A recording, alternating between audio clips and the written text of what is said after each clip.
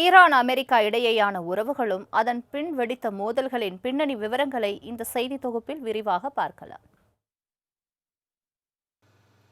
Israel Iran இடையே கடந்த வாரம் நடைபெற்ற மோதல் மத்திய கிழக்கில் உச்சகட்ட பதற்றத்தை ஏற்படுத்தியது. இதற்கிடையே இஸ்ரேலுக்கு ஆதரவாக அமெரிக்காவும் களமிறங்கியதால் மூன்றாம் உலக போருக்கான முதல் அடியோ என கவலை கொள்ளும் அளவுக்கு சர்வதேச அளவில் பெரும் பதற்றம் ஏற்பட்டது. ஒரு வாரமாக நீடித்த இந்த பதற்றம் தற்போது சற்று தணிந்துள்ளது.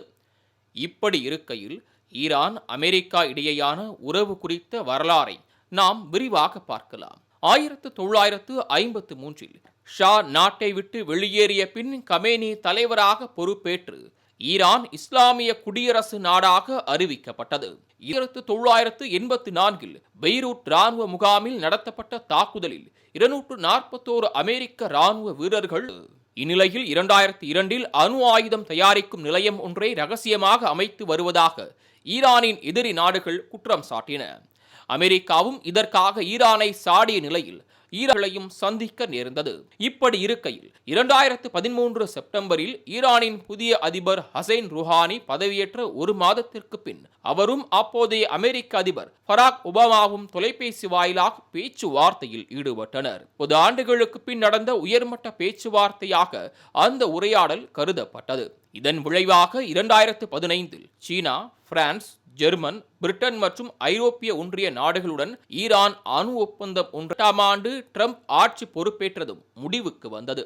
ஆம், 2015ஆம் ஆண்டு போடப்பட்ட அணு ஆயுத ஒப்பந்தத்தை விட்டு அமெரிக்கா வெளியேறுவதாக அறிவித்த ட்ரம்ப் ஈரான் மற்றும் அதனுடன் வணிகம் செய்யும் அனைத்து நாடுகள் மீதும் பொருளாதார தடை விதித்தார். பின்பு 2019 மே மற்றும் ஜூன் மாதங்களில் அமெரிக்காவிற்கு செல்லவிருந்த 6 எண்ணெய் டேங்கர்கள் ஓமன் வளைகுடாவில் வெடித்து சிதறின. இதற்கு ஈரான் தான் காரணம் என ட்ரம்ப் குற்றம் சாட்டினார். இது ஒரு புறம் இருக்க, ஈரானின் மிகப்பெரிய எதிரியாக மாறுவதற்கான வேலையை அமெரிக்கா செய்தது. மத்திய கிழக்கு நாடுகளில் ஈரான் செல்வாக்குமிக்க நாடாக முக்கிய காரணியாக திகழ்ந்தவர் காசிம் சுலைமானி. ஈரானின் அதி உயர் தலைவர் ஆயதுல்லா அலி கமேனியுடன் நெருங்கிய நட்பில் இருந்தவர் சுலைமானி. இவர் ஈரானின் 2வது அதிகாரமிக்க தலைவராகவும் விளங்கினார். இவரை ட்ரம்பின் உத்தரவின் பேரில் 2020ஆம் ஆண்டில் கொலை செய்தது அமெரிக்க படை.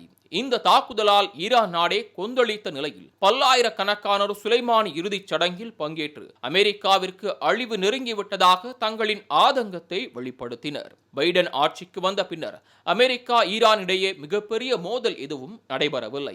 இப்படி இருக்கையில் ட்ரம்ப் மீண்டும் ஆட்சி பொறுப்பேற்றவுடன் கடந்த மார்ச் மாதம் கமேனிக்கு அமெரிக்காவின் வெள்ளை மாளிகையிலிருந்து ஒரு கடிதம் பறந்தது. அதில் 60 நாட்களுக்குள் புதிய அணு ஆயுத கொள்கையில் ஈரான் கையெழுத்து இடவில்லை என்றால் கடும் விளைவுகளை சந்திக்க நேரிடும் என குறிப்பிடப்பட்டிருந்தது. இதனை நிரூபிக்கும் வகையில் தற்போது இஸ்ரேலுக்கு ஆதரவாக அமெரிக்கா ஈரான் மீது தாக்குதலை நடத்தியுள்ளது. அமைதி திரும்பிவிட்டதாக ட்ரம்ப் கூறினாலும் அதனை கமேனி மறுத்துள்ளார் என்பது குறிப்பிடத்தக்கது. மாலை முரசு செய்திகள் தொலைக்காட்சிக்காக சண்முகவேல்.